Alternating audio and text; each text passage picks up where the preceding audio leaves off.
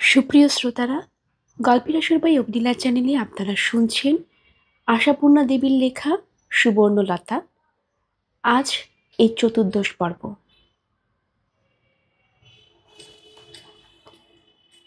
তারপর দিন গড়িয়ে যাচ্ছে। অনেকগুলো বর্ষা, বসন্ত, শীত, গ্রীষ্মের আসা যাওয়া সূত্র ধরে মানুষের চেহারাগুলোর পরিবর্তন ঘটেছে। চেহারা, তার শুধুই চেহারা। স্বভাব নামক বস্তুটার তো মৃত্যু নেই। ও নাকি মৃত্যুর ওপার পর্যন্ত ধাওয়া করে নিজের খাজনা আদায় করে নেয়। তাই কাঁচা চুলে পাক ধরে, চোখ কান দাঁত আপন আপন ডিউটি সেরে বিদায় নিতে তৎপর হয়। শুধু স্বভাব তার আপন চেয়ারে বসে কাজ করে চলে। দিন আর রাত্রির অজস্র আনাগোনায় অনেকগুলো বছর কেটে যায়। কেটে গেছে অনেক বিষণ্ণ প্রহর, অনেক দুঃসহ দণ্ড আর পল।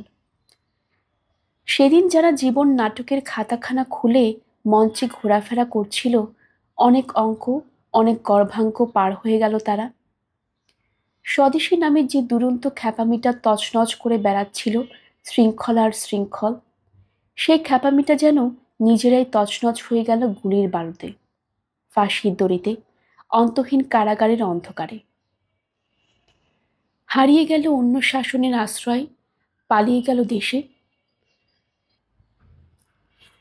চালান হয়ে গেল কালাপানি পাড়ের পুলি পোলাও নামের মজাদার দেশে। শুরু হলো পাকা মাথার পাকামি, আলাপ আর আলোচনা, আবেদন আর নিবেদন।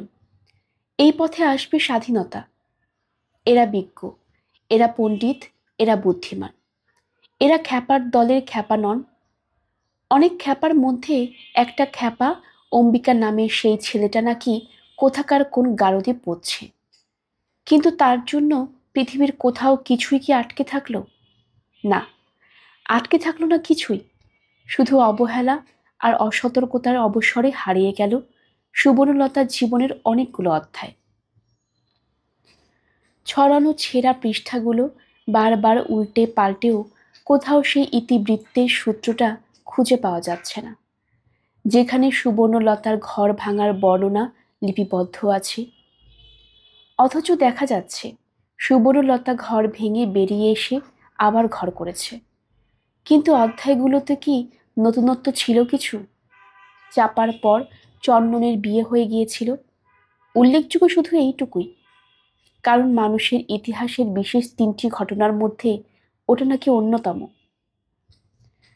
তার শুধু ওই চন্দনের বিয়ে, তাছাড়া আর কি? সুবর্ণলতা বাকি ছেলেগুলোর গায়ের জামার মাপ বাড়তে বাড়তে প্রমাণ সাইজে গিয়ে ঠেকেছিল। এটাও যদি খবর হয় তো খবর।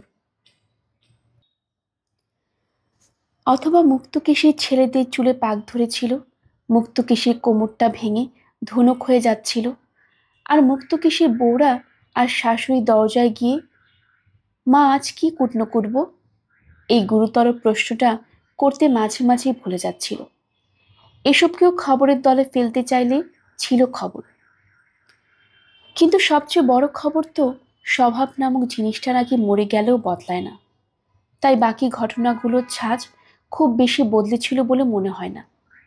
হয়তো সুবর্ণলতা তেমনই অবিশ্বাস্য অবিশ্বাস্য দুঃসাহসিক সব ঘটনা ঘটাচ্ছিল। হয়তো মুক্তকেশীর মেজ ছেলে তেমনই সর্বসমক্ষে একবার করে তেড়ে উঠে বউকে শাসন করছিল, আর একবার করে আড়ালে গিয়ে নাক কান মলছিল আর পায়ে ধরছিল। হয়তো সুবর্ণলতা সেই ঘৃণায় আর ধিক্কারে আবারও ভাবতে বসেছিল, কোনটা সহজ, কোনটা বেশি কার্যকরী, বিষ না দড়ি, আগুন না জল। আর শেষ পর্যন্ত কোনোটাই সহজ নয় দেখে রান্নাঘরে নেমে গিয়ে বলছিল, বামুন্দি, আমায় আগে 4টে দিয়ে দাও তো, শুয়ে পড়ে গিয়ে। আর কি হবে? দর্জিপাড়ার ওই গলিটার মধ্যে আর কোনো স্বাদের বাতাস এসে ঢুকবে? আর কোনো বৈচিত্র্যের বাণী উচ্চারিত হবে? তবে বৈচিত্র্যের কথা যদি বলতে হয় তো বলা যায়, মুক্তকেশীর বড় জামাই কেদারনাথ মুক্তকেশীর মুখরক্ষার চিন্তা না করেই দেহ রক্ষা করেছেন, আর পেট্রোগাছ সুশীলা হঠাৎ আলো চাল মটর ডাল বাটার খপ্পরে পড়ে গিয়ে রক্ত অতিসারে ভুগছেন। আর বৈচিত্র্য, 19 বছরের মল্লিকা বিধবা হয়ে এসে ঠাকুরমার হেসেলে ভর্তি হয়ে ইস্তক শুদ্ধাচারের বহর বাড়াতে বাড়াতে হাতে পায়ে হাজা ধরিয়ে বসেছে। মুক্তকেশী আক্ষেপ করে বলেন, মনে করেছিলাম পোড়া কপালেই সর্বখাকিয়ে এসে তবু আমার একটু সুসার হলো। আমার হাত নরকুত হবে, আমাকে এক ঘড়ি জল দেবে, তা নয়। আমি এই 3 ঠেঙে বুড়ি ও দস্যির ভাত রেঁধে মরছি। বড় দুঃখেই বলেন অবশ্য। বৌদের পিত্তেশ জীবনে কখনো করেননি। এখনো চান যে অহংকারের মাথায় নিজের ভাত নিজে ফুটিয়ে খেতে খেতে চলে যাবেন, কিন্তু কোমরটা বড়ই বাদ সাধছে। এখন টের পাচ্ছেন কেন বলে কোমরের বল আসল বল। মল্লিকাটার কপাল পোড়ায় নিজের কপাল ছেঁচেছিলেন সত্যি, তবু ভেবেছিলেন এ তো পরের মেয়ে নয়, ঘরের মেয়ে। এর কাছে একটু পিত্তেশ করলেই অহংকারটা খর্ব হবে না। তা উল্টে বিপরীত। তার ভাত নিয়েই ডেকে ডেকে মরতে হয়, স্নান আর শেষ হয় না তার। তাছাড়া বউরাই বা কে কোথায়? সেই বাঁধানো সংসার আর নেই এখন। বড় বউয়ের শরীর ভেঙেছে, মন ভেঙেছে। মেজ বউ বরের পয়সার দেমাকে এবারই ভাগ ছেড়ে দিয়ে অন্যত্র বাড়ি হাঁকছেন। সেজ ছোট 2 বউ একই রান্নাঘরের ভিন্ন হাড়ি। মুক্তকেশী এখন ভাগের মা, তবু মেজারটাই চোখের চামড়া আছে। দূরে থেকেও মুক্তকেশীর দায়ভার বহন করে সে। সময় অসময় দেখে মুক্তকেশীর ইচ্ছে পূরণের খাতে যা খরচাপত্র হয় দায় পোহায়। সুবোধের সামান্য কত টাকা পেনশন, করবেই বাকি। আর দুটো তো কঞ্জুসের এক শেষ। নিজের সেই জমজমাট সংসার আর দাপটের দিনগুলোর কথা মনে পড়লে নিঃশ্বাস পড়ে মুক্তকেশীর। নিতান্ত রাগের সময় ঘরে বসে আঙ্গুল মটকানো আর গাল দেওয়া ছাড়া কিছুই করার নেই। এমনকি গলাটা শুদ্ধ বাদ শিখেছে। চেঁচিয়ে কাউকে বকতে গেলেই কাশতে কাশতে দম আটকে আসে। মুক্তকেশী অতএব আঙ্গুল মটকান আর ভাঙা গলায় থেমে থেমে বলেন, মরছেন সব চক্ষুছরদের অহংকার মরছেন। আমিও মুক্তকেশী বামুনি, এই বাসি মুখে বলে যাচ্ছি, যে দুর্গতি আমার হচ্ছে সে দুর্গতি তোদেরও হোক। কিন্তু সে ওরা কারা? শুধু কি মুক্তকেশীর বউ কটা? তা বললে অবিচার করা হবে। মুক্তকেশী অত একচোখা নন। মুক্তকেশী তার নিজের মেয়েকেও বলেন। বিরাজ যখন বেড়াতে এসে ভাই ভাস্তের কাছে সারাক্ষণ কাটিয়ে চলে, যাবার সময় একবার এই ঘরে এসে ঢোকে, বলে, মা কেমন আছো গো? তখন মুক্তকেশী ভারী মুখে বলেন, খুব হয়েছে, আর মার সোহাগে কাজ নেই বাছা। যাদের চক্ষু ছরদ আছে তাদের কাছে বসো গে। আর চলে গেলে বিড়বিড় করেন, কিন্তু সে তো শেষের দিকে। সুবর্ণ যখন ঘর ভাঙল তখন কি মুক্তকেশীর কোমর ভেঙেছিল? না, তখনও মুক্তকেশীর কোমর ভাঙেনি। তখনও মুক্তকেশী কিছুটা শক্ত ছিলেন। তখন মুক্তকেশীর সাপ সাপান্তের গলা আকাশে উঠেছে। তখন মুক্তকেশী বউ ভেন্ন হয়ে যাওয়ায় বুক চাপড়েছেন, নেচে বেরিয়েছেন এবং ভবিষ্যৎবাণী করেছেন, আমার মাথা হেট করে ফিরে আসতে হবে, থোতা মুখ ভোতা হবে। হবেই, কারণ ভেন্ন হয়ে বুঝবে কত ধানে কত চাল। এখন 5 জনের উপর দিয়ে সংসারের দায় উদ্ধার হচ্ছে। কিন্তু মুক্তকেশী সে বাণী সফল হয়নি। সুবর্ণ ফিরে আসেনি। সুবর্ণ সেই ভাড়াটে বাড়ি থেকে নিজের বাড়িতে উঠে গিয়েছিল। এসমালি এই বাড়িটা নিজের অংশের ঘরখানা চাবি বদ্ধ করে রেখে যায় সুবর্ণ। তার জন্য টাকাও চায়নি। এমনকি ধীরে ধীরে যে 2-4টে আসবাবপত্র জমে উঠেছিল কাঁচা পয়সাওয়ালা প্রবোধের, সে সবেরও কিছু নিয়ে যায়নি। নিয়ে যায়নি নিজের বাসনপত্র। শুধু পরবার কাপড় চোপড় আর শোয়ার বিছানা এই সম্বল করে বেরিয়ে পড়েছিল এই গলি থেকে। একদা যে গলিতে ঢুকে মর্মান্তিক রকমের ঠকেছিল সুবর্ণ, নতুন চুনের আর নতুন রঙের কাঁচা গন্ধে ভরা একখানা বাড়ি গোলক ধাঁধায় ঘুরে বেরিয়েছিল দক্ষিণের বারান্দা খুঁজতে। অবশেষে দক্ষিণে বারান্দা হলো সুবর্ণলতার, বড় রাস্তার ধারে। সবুজ রেলিং ঘেরা, লাল পালিশ করা মেঝে, চওড়া বারান্দা। সেই বারান্দার কোলে টানা লম্বা বড় ঘর, পূবে জানালা, দক্ষিণে দরজা। ওই পূবটাকে আচ্ছন্ন করে কোনো বাড়ি ওঠেনি। খোলা একখানা মাঠ পড়ে আছে। ঘরের মধ্যে বিছানায় শুয়ে ভোরবেলায় সূর্য ওঠা দেখতে পাওয়া যায়। আর কি তবে চাইবার রইল সুবর্ণলতার? আর কি রইল অসন্তোষ করবার, অভিযোগ করবার, উত্তাল হবার, বিষণ্ণ হবার? সুখী, সন্তুষ্ট, সব আশা মিটে যাওয়ায় সম্পূর্ণ আর পরিতৃপ্ত সুবর্ণলতার জীবন কাহিনীতে তবে এবার পূর্ণচ্ছেদ টেনে দেওয়া যায়। এরপর আর কি? বাঙালি গেরস্থ ঘরের একটা মেয়ে এর বেশি আর কি আশা করতে পারে? আর কোনো প্রাপ্যের স্বপ্ন দেখতে পারে? চরম সার্থকতা আর পরম সুখের মধ্যে বসে একটির পর একটি ছেলের বিয়ে দিয়ে ঘরে বউ আনা, আর বাকি মেয়ে দুটোকে পার করা, এই তো। তাতেই বা কোথায় ঠিক খেতে হবে? তিনটে ছেলে তো মানুষ হয়ে উঠলই, ছোটটাও হবে নিশ্চিত। লেখাপড়ার রীতিমতো ভালো, শেষের দিকের মেয়ে দুটো পারুল আর বকুল। দেখতে শুনতে তো দিব্যি সুন্দরী। কাজেই ওদের নিয়ে ঝামেলা নেই। যে দেখবে পছন্দ করবে। পণের টাকা দিতেও পিছুপা হবে না প্রবোধ। টাকা সে রোজগারও যেমন করে অগাধ, খরচেও তেমনি অকাতর এখনো। হয়তো এই নেশা ধরিয়ে দিয়েছে সুবর্ণই, খরচের নেশা। কিন্তু হয়েছে নেশা। অতএব অতএব সুবর্ণলতাকে নিয়ে লেখার আর কিছু নেই। গৃহপ্রবেশের সময় কিছু হয়নি, তাই তার কাছাকাছি সময়ে এই উপলক্ষটা নিয়ে লোকজন খাইয়েছিল প্রবোধ। কিন্তু এই ঘটনার মধ্যে সে প্রশ্নের উত্তর কোথায়? এ তো রীতিমতো সুখাবহ ঘটনা। তবে সুবর্ণলতার রীতি অনুযায়ী হয়তো দুঃখের।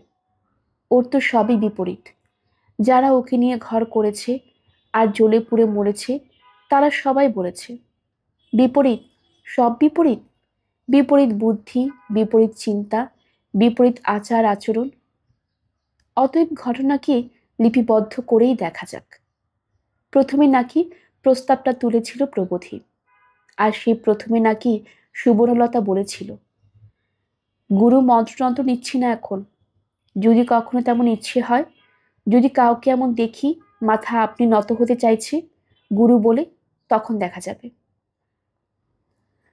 আলাদা হয়ে আসার কিছুদিন চক্ষু লজ্জায় ওপারে যেতে পারেনি প্রবোধ। কিন্তু সুবর্ণলতার প্ররোচনাতেই যেতে হয়েছে শেষ পর্যন্ত। মায়ের হাত খরচ বলে মাসিক 25 টাকা করে দিয়ে পাঠিয়েছে সুবর্ণ, একরকম জোর করে।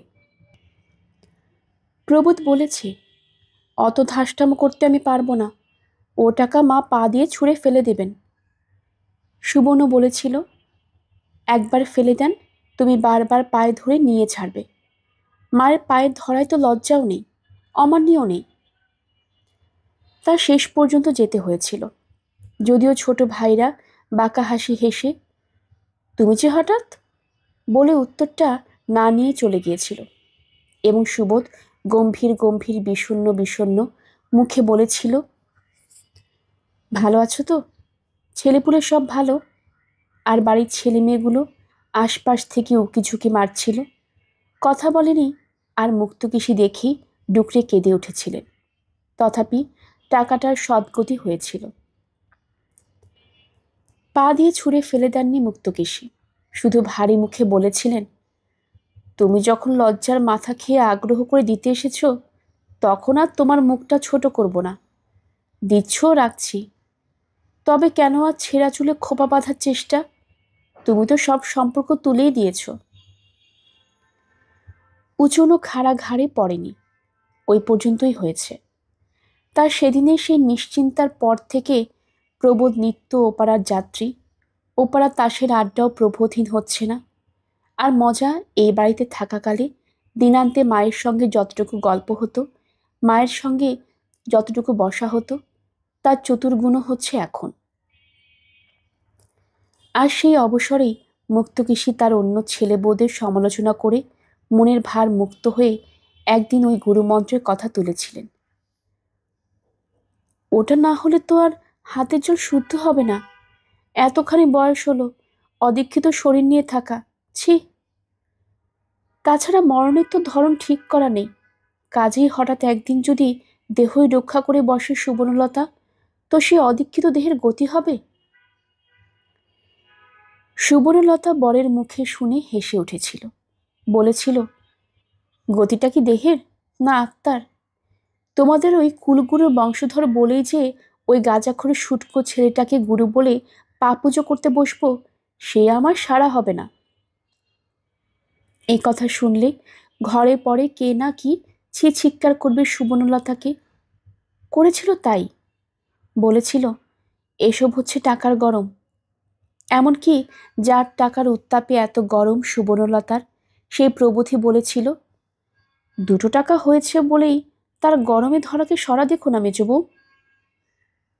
সেই যে মা বলে, ভগবান বলে দেবধন দেখব মন, কেড়ে নিতে কতক্ষণ। সেটাই হচ্ছে সার কথা।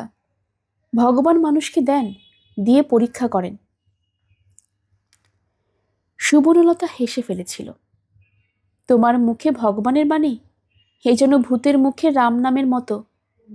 কিন্তু কি করব বলো, যাকে গুরু বলে মনে সায় না মানে। প্রবোধ রেগে উঠে বলেছিল, তা তোমার গুরু হতে হলে তো মাইকেল, নবীসেন, বঙ্কিমচন্দ্র কি রবি ঠাকুরকে ধরতে হয়। তারা আসবেন তোমার দেহশুদ্ধির ভার নিতে। দীক্ষাহীন দেহের হাতের জল শুদ্ধ হয় না তা জানো? এই কথা যেন কে না জানে এই কথা, বলে সুবর্ণ যেন একটু মাত্রা ছাড়া হাসি হেসেছিল। তারপর হাসির চোখ মুখ সামলে বলেছিল, শুধু দেহ, তার জন্য এত দুশ্চিন্তা? তা নেব তাহলে মন্তর, ওই তোমাদের গেজেল গুরুপুত্রের কাছেই নেব। দেহটার মালিক যখন তুমি, তখন তোমার মনের মতনই কাজ হোক। প্রবোধ অবশ্য ওই হাসি আর কথার মানেটা খুব একটা হৃদয়ঙ্গম করেনি, তবে চেষ্টাও করেনি। হৃদয়ঙ্গম করতে বোঝা যাচ্ছে রাজি হয়ে গেছে, আর ভয় নেই। কারণ একবার যখন কথা দিয়েছেন মেজগিন্নি, আর সে কথার নড়চড় হবে না। এই বেলা লাগিয়ে দেওয়া যাক। অতএব অতএব গুরুমন্ত্রে দীক্ষা হল সুবর্ণলতার। এই উপলক্ষে সমারোহের কথা তো আগেই বলা হয়েছে। বিস্তর খরচ করে ফেলল প্রবোধ, বিস্তর গুরু দক্ষিণা দিল। বলল, এতটা কাল ধরে এত রোজগার করছি, সে রোজগারে ভূত ভোজন ছাড়া কখনো সৎ কাজ হয়নি। এ তবু একটা সৎ কাজ, একটা মহৎ কাজে লাগলো। মুক্তকেশী এসে যজ্ঞের হাল ধরেছিলেন। যজ্ঞ শেষে হৃষ্ট চিত্তে সকলকে বলে বেড়াতে লাগলেন, জানি আমার পেব যা করণ করবে, মানুষের মতনই করবে। মেজ বৌমার স্বভাবটাই খ্যাপাটে, নজর উঁচু, আর চিরকালের ভগ্যিমতী। দেখেছ তো বরাবর, গো ব্রাহ্মণ, গুরু পুরোত, কালীগঙ্গা যখন যাতে খরচ করেছি, সব খরচ মেজ বৌমাই জুগিয়েছে, যেচে যেচে সেদে সেদে। তা ভগবানও তেমনই বারবারন্ত বাড়াচ্ছে, মনের গুণে ধন। মেয়েদের বিয়ের সময় যখন ওই পেবই একটু খরচপত্র বেশি করে ফেলেছিল, মুক্তকেশী ন ভূত ন ভবিষ্যতে করেছিলেন, বলেছিলেন চাল চালিয়াতি দেখানো এসব।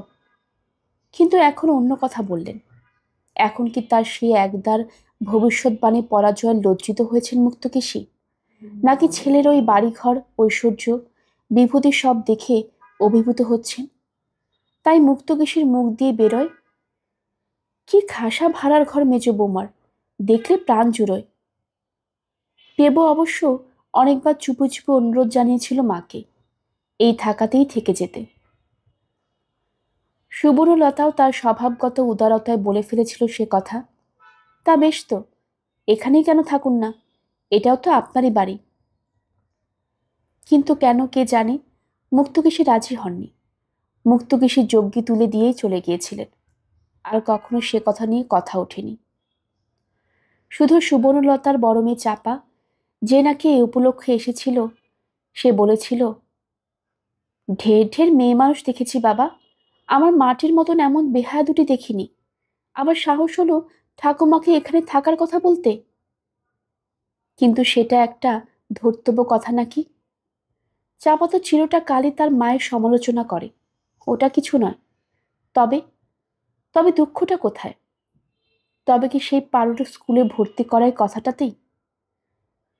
তা হতেও বা পারে। চিরকালই তো তিলকে তাল করা সুবর্ণলতার স্বভাব। পারু বকুকে স্কুলে ভর্তি করার কি হলো? কতদিন ধরে বলছি যে। ভানুর কাছে এসে আবেদন জানিয়েছিল সুবর্ণলতা। বড় ছেলে, তার উপর আস্থা এনেছিল, বলেছিল, তোদের বাপের সারা তো হবে না, তোরা বড় হয়েছিস, তোরা নিবি ভার। ভানু আজকাল করে এড়াচ্ছিল। একদিন ভ্রু কোচকাল, ঠিক করে সেজু কাকা যেমন ভঙ্গিতে ভ্রু কোচকায়। ভুরু কুচকে বলেছিল, পারোকে এখনো স্কুলে ভর্তি করার স্বাদ তোমার? আশ্চর্য মা, অত বড় ধিঙ্গি মেয়ে স্কুলে যাবে? যাবে, স্থির স্বরে বলেছিল সুবর্ণলতা। ভানু তথাপি কথা কেটেছিল, গিয়ে তো ভর্তি হবে সে খুদে খুদে মেয়েদের সঙ্গে, লজ্জা করবে না? সুবর্ণলতা একবার ছেলের ওই বিরক্তি কুঞ্চিত মুখের দিকে নির্নিমেষ দৃষ্টি হেনে বলেছিল, লজ্জা তো ওর করবার কথা, লজ্জা করবার কথা ওর বাপ ভাইদের নয়, কিন্তু একের অপরাধের লজ্জা অপরকে বইতে হয়, এই হচ্ছে আমাদের দেশের রীতি। তাই হয়তো করবে লজ্জা, কিন্তু উপায় কি? একেবারে ঘরে বসে থাকলে তো লজ্জা আরো বেড়েই চলবে। ভানু যে মাকে ভয় করে না তা নয়, ভেতরে ভেতরে যথেষ্ট করে, কিন্তু অতটা ভয় করে বলেই হয়তো বাইরের নির্ভয় ভাব ফোটাবার চেষ্টা করে। তাই অগ্রাহ্য ভরে বলে, লজ্জার কি আছে? দিদি, চন্দন, ও বাড়ির সব মেয়েরা সবাই লজ্জায় একেবারে মরে আছে। আর সে বুড়ো বয়সে তোমার পারলে স্কুলে ভর্তি হয়ে হবেটা কি? রাত দিন তো নাটক নোভেল গেলা হচ্ছে মেয়ের, আবার শুনি পদ্য লেখেন, আর দরকার? সুবর্ণলতা আজকাল অনেক আত্মস্থ হয়েছে বইকি, অনেক নিরুত্তাপ। তাই ফেটে না পড়ে সে নিরুত্তাপ গলায় বলে, মনের অন্য কোনো খোরাক নেই বলেই নাটক নোভেল পড়ে, লেখাপড়ার চাপ থাকলে করবে না। যাক, তুমি পারবে কিনা সেটাই বলো। পারার না পারা কথা হচ্ছে না, ভানু বিরক্ত গলায় বলে। এরকম বিশ্রী কাজ করতে যে কি মুশকিল লাগে সে ধারণা নেই তোমাদের। তোমরা স্রেফ হুকুম করেই খালাস। তাল গাছের মতো এক মেয়ে নিয়ে ভর্তি করাতে যেতে হবে প্রাইমারি স্কুলে, মাথা কাটা যাবে না? সুবর্ণলতা বড় স্বাদ ছিল যে তার ছেলেরা বাড়ির ওই অকাল বৃদ্ধ কর্তাদের ভাষা থেকে অন্য কোনো পৃথক ভাষায় কথা বলবে, যে কথার ভাষা হয়ে মার্জিত, সভ্য, সুন্দর, যাতে থাকবে তারুণ্যের ঔজ্জ্বল্য, কৈশোরের মাধুর্য, শৈশবের লাবণ্য। সুবর্ণ সেই স্বাদ মেটেনি, পাগলের সব স্বাদ মেটাও শক্ত বই কি। তাছাড়া কথা শেখার সমস্ত বয়সটা পার করে ফেলে তবে তো ওই কাল অকাল বৃদ্ধদের অবেষ্টন ছেড়ে আসতে পেরেছে সুবর্ণলতার ছেলেরা। তাছাড়া একখানি বড় রকমের আদর্শ তো চোখের সামনেই আছে। তাই ভানু কর্তাদের ভাষাতেই কথা বলে, বলে, মাথাটা কাটা যাবে না? সুবর্ণলতা ওই মাথা কাটার কথাটা নিয়ে আর কথা কাটাকাটি করে না। সুবর্ণলতা শুধু ঠোঁটটা কামড়ে বলে, প্রাইমারি স্কুলে ভর্তি করতে হবে কেন? বলেছি তো অনেকবার, পারো নিজের চেষ্টায় যতটা শিখেছে তাতে 4-5টা ক্লাসের পড়া হয়ে গেছে, সেই বুঝে উঁচু স্কুলেই দেবে। ভানু অগ্রাহ্যের হাসি হেসে বলে, হ্যাঁ, মেয়েরা তোমার ঘরে বসে অরুদত্ত তরুদত্ত হচ্ছে, তাই এখন থেকেই পদ্য। কথা শেষ করতে পারে না। সুবর্ণলতা তীব্র স্বরে বলে ওঠে, চুপ, চুপ, আর একটাও কথা দরকার নেই। মিথ্যেই আশা করে মরেছিলাম, চিনেছি তোদের সবাইকে, বুঝেছি জীবনের সর্বস্ব সার দিলেও আমরা গাছে আম্ল ফলানো যায় না। হ্যাঁ, সুবর্ণলতা বুঝেছে আমরা গাছে আম ফলানো যায় না, তিল তিল করে বুঝেছে। বুঝে বুঝেও চোখ বুঝে অস্বীকার করতে চাইছিল এতদিন, যেমন অন্ধকারে ভূতের ভয়কে ঠেকিয়ে রাখতে চায়, লোকে খোলা চোখকে বন্ধ করে ফেলে। কিন্তু ক্রমশই ধরা পড়ছে আর মনের সঙ্গে মন ভোলানো খেলা চলবে না, আর ছেলে মানুষের মুখে শেষ বুলি বলে উড়িয়ে দেওয়া যাবে না। ভানুর বিদ্রুব্যঞ্জক মুখভঙ্গিমায়, চোখের পেশির আকুঞ্চনে আর ঠোঁটের বঙ্কিম রেখায় স্পষ্ট দেখতে পেয়েছে সুবর্ণলতা এদের বংশের প্রথম গ্র্যাজুয়েট প্রভাষচন্দ্রকে। সুবর্ণলতাকে ব্যঙ্গ করাই ছিল যার প্রধানতম আনন্দ। আর সব ভাজেদের আর বোনদের এবং জানাশোনা সব মেয়েদেরই সুবর্ণলতার সেজো দেওয়ার অবজ্ঞা করে এসেছে বারবার। কিন্তু সুবর্ণলতাকে অবজ্ঞা করে যেন সম্মুখ সুখ হতো না তার। তাই অবজ্ঞার সঙ্গে মেশাতো বিদ্রুপ। সেই বিদ্রুপ অহরহ প্রকাশ পেত চোখের আকুঞ্চনে, ঠোঁটের বঙ্কিম রেখায়, আর ধারালো হাসির ছুরিতে। ভানুর প্রকৃতিতে সেই বীজ, সুবর্ণলতার সারা জীবনের সর্বস্ব সার দেওয়া গাছ। সুবর্ণলতার আর বুঝতে বাকি নেই সেই গাছ কোনো মহিরুহ হয়ে ওঠার প্রতিশ্রুতি বহন করছে না। সে গাছ বাঁশঝাড় মাত্র, যে বাঁশঝাড় বংশধরার অতুলন তুলনা। আজ আর সন্দেহ নেই, আজ শুধু নিশ্চিন্ত জানার স্তব্ধ নিশ্চেতনা। আজ আর নতুন করে আতঙ্কের কিছু নেই। হঠাৎ আতঙ্কিত হয়েছিল সে একদিন, অনেকদিন আগে, সেই যেদিন বড় হয়ে ওঠা বড় ছেলের কাছে এসে হাসি হাসি মুখে বলেছিল সুবর্ণ, ভানু, তুই তো বড় হয়েছিস, পাশ দিলি, কলেজে ঢুকলি, আমায় এক জায়গায় নিয়ে যেতে পারবি, একলা চুপি চুপি? একলা চুপি চুপি? ভানু অবাক গলায় বলেছিল। তার মানে? মানে পরে বোঝাবো, পারবি কিনা বল আগে। ভানু এই রহস্য অভিযানের আকর্ষণে উৎসাহিত হয়নি। ভানু নিরুত্তাপ গলায় বলেছিল, কোথায় যেতে হবে না না জেনে কি করে বলবো? আহা, আমি কি বাপু তোকে বিলেতে নিয়ে যেতে বলছি? সুবর্ণ চোখ ভ্রু নাক ঠোঁট সব যেন একটা কৌতুক রহস্যে নেচে উঠেছিল। এখান থেকে এমন কিছু দূরে নয়, বলতে গেলে তোর কলেজেরই পাড়া। ভানুর বোধ করি হঠাৎ একটা সন্দেহ জেগেছিল, তাই ভানু ভ্রু কুঁচকে প্রশ্ন করেছিল, কি তোমার সেই বাপের বাড়ি বুঝি? সে আমার সারা হবে টবে না। সুবর্ণর মুখের আলোটা দপ করে নিভে গিয়েছিল। সুবর্ণর চোখে জল এসে গিয়েছিল। সুবর্ণের ইচ্ছে হয়েছিল বলে, থাক, দরকার নেই, কোথাও যেতে চাই না তোর সঙ্গে। কিন্তু সে কথা বললে পাছে ভানুর সন্দেহটাই সত্য বলে প্রমাণিত হয়, তাই জোর করে গলায় সহজ সুর এনে বলেছিল, বাপের বাড়ির কথা তোকে বলতে আসিনি আমি। তোদের মা হচ্ছে ভুইফোড়, বাপের বাড়িটারই কিছু নেই তার। বলছিলাম, ছেলেবেলা সেই স্কুলটাকে একবার দেখতে ইচ্ছে করে। সেই যে গরমের ছুটিতে চলে এলাম, ইহজীবন আর চোখে দেখলাম না। হঠাৎ চুপ করে গিয়েছিল সুবর্ণ, অন্যদিকে মুখ ফিরিয়েছিল। কিন্তু ভানু মায়ের এই ভাব বৈলক্ষণ্য বুঝতে পারেননি, অথবা বুঝতে চেষ্টাও করেনি। ভানু যেন ব্যঙ্গের গলায় বলে উঠেছিল, তা আবার গিয়ে ভর্তি হবে? সুবর্ণ তখনও আতঙ্কিত হয়নি। সুবর্ণ মনে করেছিল সবটাই ছেলে মানুষই কৌতুক। 16 বছরের ছেলেকে ছেলে মানুষই ভেবেছিল সুবর্ণ, তাই বলে উঠেছিল, হ্যাঁ, হব ভর্তি। তুই জ্যাঠামশাই হয়ে আমাকে ঘাগরা পরিয়ে হাতে ধরিয়ে নিয়ে গিয়ে ভর্তি করে দিবি। আরে বাবা, রাস্তা থেকে একবার চোখের দেখাটা দেখব। রাস্তা থেকে? ভানু যেন পাগলের প্রলাপ শুনেছে, তা তবুও সুবর্ণ প্রলাপ বকেছে, হ্যাঁ, রাস্তা থেকে, হাঁ করে দাঁড়িয়ে দাঁড়িয়ে। ভয় নেই বাবা, গাড়ি থেকে নামতে চাইব না, শুধু গাড়িটা একবার সামনে দাঁড় করাবি, জানলা দিয়ে একটু দেখব। বলেছিল, আর ঠিক সেই সময় সেই হাসির আভাস ফুটে উঠেছিল ভানুর মুখে, যে হাসি এবারে প্রথম গ্র্যাজুয়েট প্রভাষচন্দ্রের একচিটে। আর তখনই ধরা পড়েছিল ওর মুখের গরমটা ওর সেজো কাকার মতো। সুবর্ণর সহস্য শিউরে উঠেছিল। তথাপি সুবর্ণ যেন মনে মনে চোখ বুঝেছিল। সুবর্ণ ভেবেছিল, কক্ষনো না, আমি ভুল দেখেছি। তাই সুবর্ণ আবার তাড়াতাড়ি কথা বলে উঠেছিল, যেমনভাবে ছোট ছেলেকে বকে মায়েরা, বলে, এত বড় হলি, এটুকু আর পারবি না? তবে আর তুই বড় হয়ে আমার লাভটা কি হলো?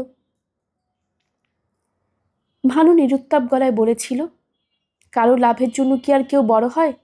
বয়স বাড়লে বড় হওয়ার নিয়ম তাই হয়। ও তুমি বাবার সঙ্গে যেও, আমি বাবা মেয়ে মানুষকে নিয়ে কোথাও যেতে যেতে পারবো না। সাধে তোমায় পাগল বলে লোকে, যত সব কিমপুতি কিমার ইচ্ছে। সেই দিন সেই দিন ভয়ঙ্কর এক আতঙ্কে হাত পা হিম হয়ে গিয়েছিল সুবর্ণ। সুবর্ণ তার ছেলের মুখে তার সেজ দেওরের ছায়া দেখতে পেয়েছিল। সুবর্ণ যে মনে মনে কল্পনা করে আসছে এ যাবৎ, ভানু বড় হয়ে উঠলেই সে একটু স্বাধীন হবে, সে পৃথিবীর মুখ দেখতে পাবে, আর সেই দেখার পরিধি বাড়াতে বাড়াতে একদিন ট্রেনে চেপে বসবে বহুদিনে হারিয়ে যাওয়া একখানি মুখ দেখতে। কারো কোনো মন্তব্য প্রকাশের সাহস হবে না। সুবর্ণ বড় গলায় বলবে, আমার ছেলের সঙ্গে যাচ্ছি আমি, বলুক তো কি কেউ কিছু। উপযুক্ত ছেলের মা আমি, আর তোমাদের কুচি খুকি বউ নই। এবং তার সে উপযুক্ত ছেলেও বলে উঠবে, সত্যিই তো, আমি বড় হয়েছি, আর আমার মাকে তোমরা অমন যাতার তলায় রাখতে পারবে না। কিন্তু স্বপ্ন ভেস্তে গেল।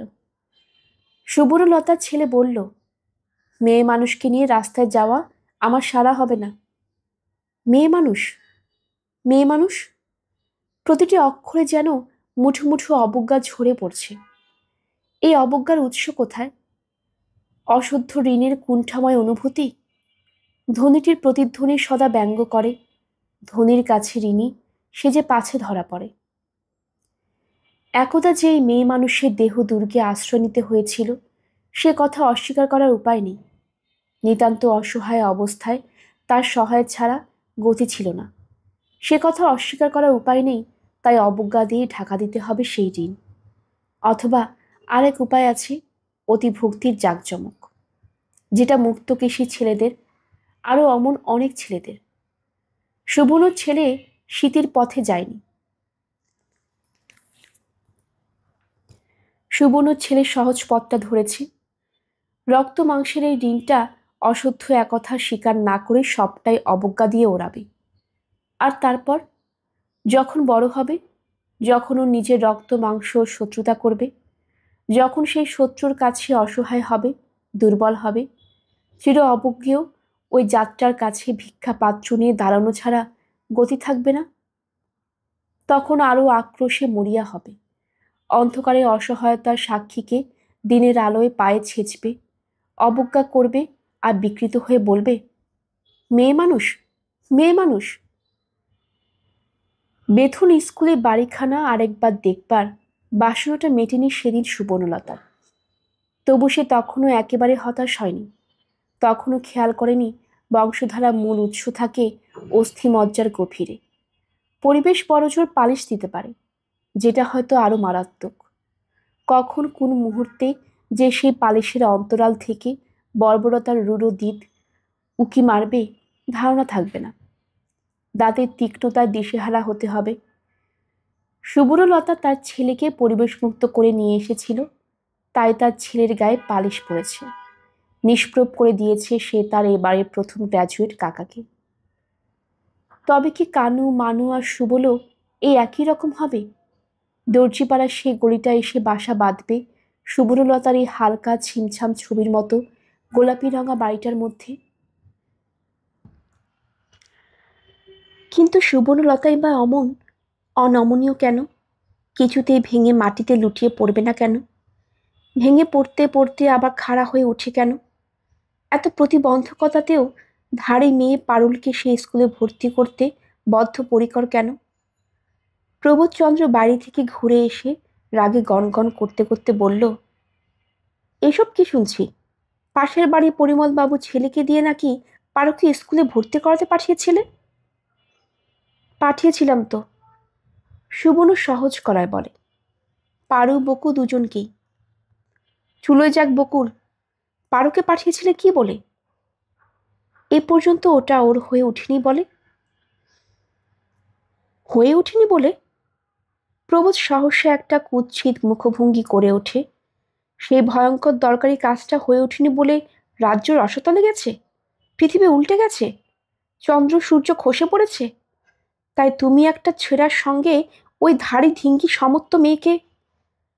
থামো, অসভ্যতা করো না। ও বটে, অসভ্যতাটা হলো আমার, আর তোমার কাজটা হয়েছে খুব সুসভ্য। পরের কাছে মুখাপেক্ষি হতেই বা গেলে কোন মুখে? এদিকে তো মানের জ্ঞান টনটনে। অভাবের স্বভাব নষ্ট চিরকিলে কথা। সুবর্ণ বলে, যার নিজের তিন কুলে করবার কেউ না থাকে পরের দরজায় হাত পাতবে, এটাই স্বাভাবিক। ও, তোমার কেউ কিছু করে না? আচ্ছা, নিমখারাম মেয়ে মানুষ বটে বলে সারাটা জীবন এই ভেড়াটাকে একদিন স্বস্তি দিলে না, শান্তি দিলে না, বিশ্রাম দিলে না, নাকি দড়ি দিয়ে ছুটিয়ে মারলে? তবুও বলতে পারছে না কেউ কিছু করে না। সুবর্ণ স্থির স্বরে বলে, যা কিছু করেছ সব আমার জন্যে। তা না তো কি, আমার জন্যে? আমার কি এত দরকার ছিল? মায়ের ছেলে মায়ের কাছে পড়ে থাকতাম। সুবর্ণ ওই অপরিসীম শ্রেষ্ঠতার দিকে তাকিয়ে বলে, শুধু মায়ের ছেলে? আর তোমার নিজের জঞ্জালের স্তূপ, তারা, তাদের কথা কে ভাবত? তারা তাদের বংশের ধারায় মানুষ হতো। এক একটি সাহেব বিবি করে তোলার দরকার ছিল না কিছু। বলে দিচ্ছি, বকুল যায় যাক, পারুর কিছুতেই বিনুনি তুলিয়ে স্কুলে যাওয়া চলবে না, বাস। পারু যাবে। কি বললে? আমি বারণ করছি তবু পারু যাবে? তোমার সঙ্গে তর্ক করতে চাই না। আমি যা করেছি বুঝেই করেছি, আর সেটা হবে। এই হচ্ছে আমার শেষ কথা। শেষ কথা? এই শেষ কথার উত্তরে আর কোনো কথা বলতে পারত সুবর্ণর স্বামী কে জানে, কিন্তু সুবর্ণ ছেলে কথা কয়ে উঠল পাশের ঘর থেকে। পাশের ঘরে কানু বসে খবরের কাগজ পড়ছিল এবং দু ঘরের মাঝখানে দরজা খোলা থাকার দরুন মা বাপের প্রেমালাপ শুনছিল। হঠাৎ অসহিষ্ণু গলায় বলে উঠল, মার মুখে চিরদিনই ঠাকুমাদের সমালোচনা শুনে এসেছি, আর স্বভাবতই ভেবে এসেছি দোষ তাদেরই। এখন বুঝতে পারছি গলতটা কোথায়। বলল, এই কথা বলল সুবর্ণর মেজ ছেলে। অসহিষ্ণু হয়ে বলে উঠল, বাবা যখন মাকে নেমখারান মেয়ে মানুষ বিশেষণে বিভূষিত করেছিল তখন অসহিষ্ণু হয়ে ওঠেনি সে। যখন বাবা নিজের মেয়ে সম্পর্কে শিথিল মন্তব্য করে রাগ প্রকাশ করেছিল তখনও চুপ করে থেকেছিল। অসহিষ্ণু হয়ে মন্তব্য প্রকাশ করে উঠল মায়ের দুঃসহ স্পর্ধায়। বলে উঠল, এখন বুঝতে পারছি গলতটা কোথায়। কিন্তু আশ্চর্য, সুবর্ণলতা ধমক দিয়ে থামিয়ে দিল না তাকে, চিৎকার করে প্রতিবাদ করে উঠল না। সুবর্ণলতা যেন হঠাৎ চর খাওয়া মুখে শিথিল স্থরিত গলায় প্রশ্ন করল, কি বললি? কি বললি তুই? বলল আর মাটিতে বসে পড়ল। কানু মায়ের সে নিষ্প্রভ অসহায় মুখের দিকে ক্রুব্ধ দৃষ্টি হেনে ও ঘর থেকে অন্য ঘরে চলে গেল খবরের কাগজখানা হাত থেকে আছড়ে ফেলে দিয়ে। কানু চলে যাওয়ার সঙ্গে সঙ্গে ধ্বনিত হলো, আর কি জানো তো, খালি মূর্ছা যেতে, ওতেই সবাইকে জব্দ করে রাখতে চাও। আর কিছু করল না। জল জল পাখা পাখা বলে ব্যস্ত হলো মুক্তকেশীর ছেলে। সুবর্ণলতার জীবনটা যার সঙ্গে আষ্টে পৃষ্ঠে বাঁধা, যে নাগপাশের বন্ধন থেকে মুক্তির উপায় খুঁজে পায়নি সুবর্ণলতা। সুবর্ণ সংসার ত্যাগিনী মা নাকি সংসার ত্যাগের প্রাককালে বলে গিয়েছিল, ওটা নাগপাশি না লতাপাতার বন্ধন, তা দেখবি বাকি জীবনটা। কিন্তু তাতে সুবর্ণর কি হলো? সুবর্ণ কি পেল তা থেকে? পেল না কিছু, পায় না। এটাই যে নিয়ম পৃথিবীর। অনেক দিনের সাধনা চাই। এক যুগের তপস্যার সাধনা পরবর্তী যুগকে এনে দেয় সাধনার সিদ্ধি, তপস্যার ফল। অনেক কেন, আরও অনেক বিদ্রোহ নিষ্ফল ক্ষোভে মাথা কুটে কুটে মরে তলিয়ে যায় অন্ধকারে। তারপর আসে আলোর দিন। তবু যারা অন্ধকারে হারিয়ে গেল তাদের জন্য রাখতে হবে বইকি এক বিন্দু ভালোবাসা, এক বিন্দু শ্রদ্ধা, এক বিন্দু সমীহ। হয়তো সুবর্ণলতার জন্য আসবে তা একদিন। হয়তো সুবর্ণলতার আত্মার সেই পরমাত্মীর দিকে তাকিয়ে একটু পরম তৃপ্তির নিঃশ্বাস ফেলবে। বলবে, সারা জীবন যার জন্য জ্বলেছি আর জ্বালিয়েছি, পুড়েছি আর পুড়িয়েছি, কোথাও কোনোখানে তবে সার্থক হয়েছে সে। কিন্তু কবে সেই পরিতৃপ্তি নিঃশ্বাসটুকু ফেলতে পাবে সুবর্ণলতার আত্মা? আজও কি অগণিত সুবর্ণলতা মাথা কুটে মরছে না এই আলোকোজ্জ্বল যুগে চোরা কুঠুরির ঘরে? রুদ্ধ কণ্ঠে বলছে না, তোমরা শুধু সমাজে মলারটুকু দেখে বাহাবা দিচ্ছ, আত্মপ্রশংসায় বিগলিত হচ্ছ, আত্মপ্রচারে জলুসে নিজেকে যেন নিজে বিভ্রান্ত করছো। খুলে দেখছো না ওর ভেতরের পৃষ্ঠা? দেখো সে ভেতরের পৃষ্ঠায় কোন অক্ষর, কোন ভাষা, কোন লিপি। সেখানে যে অগণিত সুবর্ণলতা আজও অপেক্ষা করছে কবে পাপের শেষ হবে তার প্রতীক্ষায়। বলছে না তারা, কবে অহংকারী পুরুষ সমাজ খোলা গলায় স্বীকার করতে পারবে তুমি আর আমি দুজনেই ঈশ্বর সৃষ্ট, তুমি আর আমি দুজনেই সমান প্রয়োজনীয়। কবে ঈর্ষাপরায়ণ পুরুষ সমাজ মুক্ত মনে বলতে পারবে তোমাকে যে স্বীকৃতি দিতে পারিনি সেটা তোমার ত্রুটির ফল নয়, আমার ত্রুটির ফল। তোমার মহিমাকে মর্যাদা দিতে বাধে সেটা আমার দুর্বলতা, তোমার শক্তিকে প্রণাম করতে পারি না সেটা আমার দৈন্য। নিজেকে তোমার প্রভু ভাবার অভ্যাসটা ত্যাগ করতে আমার অভিমান আহত হয়। তাই দাস সেজে তোমায় রানী করি, আজও তোমাকে মুগ্ধ করে মুঠোয় পুরে রাখতে চাই।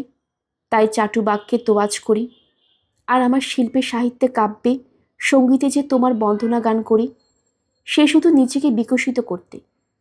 তুমি আমার প্রদীপে আলোকিত হও, এই আমার স্বাদ। আপন মহিমায় ভাস্বর হও, এতে আমার আপত্তি। তাই তুমি যখন গুণের পরিচয় দাও তখন করুণা হাসি হেসে পিঠ চাপড়াই, যখন শক্তির পরিচয় দাও তখন বিরক্তি ভ্রুকুটি নিয়ে বলি ডেপুমি। আর যখন বুদ্ধি পরিচয় দাও তখন তোমাকে খর্ব করবার জন্য উঠে পড়ে লাগি। তোমার রূপবতী মূর্তির কাছে আমি মুগ্ধ ভক্ত, তোমার ভোগবতী মূর্তির কাছে আমি বশদ, তোমার সেবাময়ী মূর্তির কাছে আমি আত্মবিকৃত, তোমার মাতৃমূর্তির কাছে আমি শিশু মাত্র। কিন্তু এগুলি একান্তই আমার জন্য হওয়া আবশ্যক। হ্যাঁ, আমাকে অবলম্বন করে যে তুমি সেই তুমি টিকেই মাত্র বরদাস্ত করতে পারি আমি। তবে বাইরে তুমি হচ্ছ বিধাতার একটি হাস্যকর সৃষ্টি। কে জানে কবে এসব বলতে পাবে সুবর্ণলতার আত্মা? হয়তো পাবেই না। এই তো পুরুষের হৃদয় রহস্য। এই মনের ভাব খুলে বলতে পারবে কোন দিন পুরুষ সমাজ? মনে হয় না। শুধু আধুনিকতার বুলি আউড়ে দেখাবে, দেখো আমি কত উদার, আমি কত মুক্ত। যুগের রং লাগিয়ে লাগিয়ে বলবে, দেখো তোমাকে কত বর্ণাঢ্য করে তুলেছি। কিন্তু সেই রং পুতুলের রং, প্রতিমায় প্রাণ প্রতিষ্ঠা করবার সাধনা নেই তার। পুতুলের রং লাগিয়েই খুশি। সেই রংচঙে পুতুলগুলি তুলে ধরবে বিশ্বমুখী, বলবে, দেখেছ, দেখো দেখো আমাদের কত ঐশ্বর্য। বিদ্যেপতির আর বাড়ির বিদ্যে কুলোচ্ছে না। খবরে কাগজখানা আছড়ে ফেলে দিয়ে কানো তীব্র বিরক্তি ভরে এ ঘরে এসে পারুকে উদ্দেশ্য করে বলে ওই কথাটি। কানুর এই গায়ে পড়ে ব্যঙ্গ করতে আসায় রাঙা হয়ে উঠল পারুর মুখ, ঠোঁটটা কামড়ে চুপ করে রইল। সুবর্ণলতার অন্তর প্রকৃতির সঙ্গে হয়তো মিল আছে তার, মিল নেই বাইরের প্রকৃতির। চোপা করবার দুরন্ত ইচ্ছেকে দমন করে চুপ করে থাকে সে। এখন চুপ করেই থাকে হাতের খোলা বইখানা মুড়ে। কানু একবার তার সেই বইখানার দিকে দৃষ্টিপাত করে বলে, নাটক নভেলের তো শ্রদ্ধা করছো, ওই মাথায় আর যোগ বিয়োগ গুণভাগ ঢুকবে? পারুল এবার কথা কইল, বলল, ঢুকবে কিনা সে পরীক্ষা তো করা হয়নি। ইস, কথা শেখা হয়েছে যে দেখছি খুব। নোভেলের যা ফল, লেখাপড়া শেখা তোর কর্ম নয় বুঝলি। আমার একটা বন্ধু ছোট বোন, মানে তোর মতন একটা মেয়ে, আসছে বারে এন্ট্রেন্স পরীক্ষা দেবে বুঝলি, সেসব মাথায় আলাদা। মাথাটা নিয়ে বোধহয় জন্মেছিল তোমার বন্ধুর বোন। কানু ব্যঙ্গ হাসি হেসে বলে, তাছাড়া তোমার দ্বারা কিচ্ছু হবে না বুঝলে, শুধু মাতৃদেবীর মতো বড় বড় কথা শিখবে তুমি। পারু তার প্রকৃতিটা লঙ্ঘন করতে চায় না, তবু সে বলে ফেলে, মা ভাগ্যিস ওই বড় বড় কথাগুলো শিখিয়েছিলেন মেজদা, তাই তোমারও এত বড় কথা বলার সুযোগ হচ্ছে। সত্যি? বাহ, বেশ বুদ্ধি হয়েছে তো দেখছি খেদ্দুর। না, ভালো দেখে একটা বর তোকে দিতে হচ্ছে। বলে চলে যায়। কানু ভানুর মতো অত সিরিয়াস নয়, তাই ব্যঙ্গ করেই সে। আপনারা শুনছিলেন আশাপূর্ণা দেবীর লেখা সুবর্ণলতা। আজ ছিল চতুর্দশ পর্ব। আমাদের চ্যানেলে অনেকগুলো গল্প পাঠ করা হয়েছে, আশা করছি আপনাদের সবার কাছে ভালো লাগবে। আপনারা যারা নতুন আমাদের চ্যানেল শুনছেন, কাইন্ডলি চ্যানেলটি সাবস্ক্রাইব করে নেবেন। পরবর্তী পর্ব শোনার জন্য আপনাদের সবাইকে আমন্ত্রণ জানানো হলো। সবাই ভালো থাকবেন, ধন্যবাদ।